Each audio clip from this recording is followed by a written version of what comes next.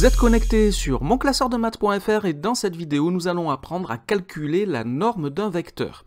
Et pour cela, nous devons nous placer dans un repère orthonormé. Tout ce que nous allons voir dans cette vidéo n'est valable que si le repère est un repère orthonormé. Et dans ce repère, nous allons considérer le vecteur u de coordonnées x et y. Et je vous rappelle que dire que les coordonnées du vecteur u sont x et y signifie que le vecteur u peut s'écrire comme la somme du vecteur x, vecteur i, et du vecteur y, vecteur j. Alors si j'observe le triangle formé par les trois vecteurs ici sur le graphique, je peux constater que ce triangle est un triangle rectangle. En effet, les vecteurs i et j ont des directions qui sont perpendiculaires puisque le repère est orthonormé. Le ortho de orthonormé signifie perpendiculaire. Et l'hypoténuse de ce triangle a pour mesure la norme du vecteur u, c'est ce que nous recherchons. Je vous rappelle que cette notation, le vecteur u encadré par deux barres verticales à gauche et à droite, représente la norme du vecteur u.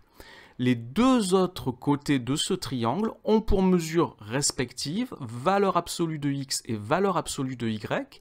Je vais expliquer pourquoi, mais d'abord je vous rappelle que cette notation, le x encadré par deux barres verticales, est la notation de la valeur absolue du nombre x, et que la valeur absolue du nombre x est égale à x si x est positif ou nul, et qu'elle est égale à moins x si x est un nombre négatif. Par exemple, la valeur absolue de moins 12 est 12, la valeur absolue de moins 0,5 est 0,5, la valeur absolue de 6 est égale à 6, la valeur absolue d'un nombre est toujours positive ou nulle.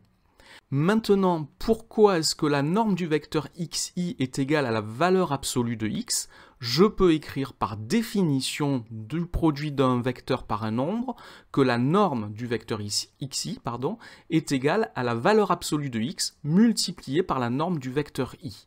Or, il se trouve que le vecteur i est un vecteur unitaire, c'est-à-dire que sa norme est égale à 1, et donc ce produit est bien égal à la valeur absolue de x.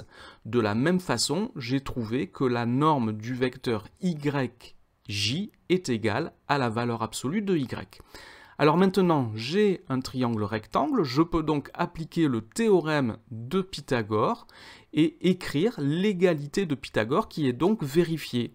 L'hypoténuse de ce triangle, c'est donc la norme du vecteur u, et j'ai donc l'égalité, la norme du vecteur u au carré est égale à la valeur absolue de x au carré plus la valeur absolue de y au carré. Cette écriture peut se simplifier puisque x et moins x ont le même carré, j'en déduis que la valeur absolue de x au carré est égale à x au carré. J'obtiens donc que la norme du vecteur u au carré est égale à x au carré plus y au carré. La norme de u étant un nombre positif, j'en déduis que la norme du vecteur u est égale à la racine carrée de x au carré plus y au carré. Et j'obtiens la formule qui permet de calculer la norme d'un vecteur u de coordonnées x, y dans un repère orthonormé. Et j'ai donc la norme du vecteur u qui est égale à racine carrée de x au carré plus y au carré. Maintenant, nous allons voir le cas où nous ne connaissons pas les coordonnées du vecteur u, mais les coordonnées de son origine et de son extrémité. C'est-à-dire, je vais considérer cette fois le vecteur AB avec le point A qui a pour coordonnées xa et ya et le point B qui a pour coordonnées xb et yb. Je vous rappelle que ce vecteur AB a pour coordonnées en abscisse xb moins xa, en ordonnée yb moins ya. Eh bien, je peux remplacer l'abscisse et l'ordonnée du vecteur AB dans la formule que nous venons d'écrire, racine carrée de x au carré plus y au carré. Je peux écrire que dans un repère orthonormé, le vecteur AB, dont les coordonnées des points A et B sont données, se calcule par la norme du vecteur AB est égale à la racine carrée de la différence des abscisses au carré, xb moins xa au carré, plus la différence des ordonnées au carré, c'est-à-dire yb moins ya au carré.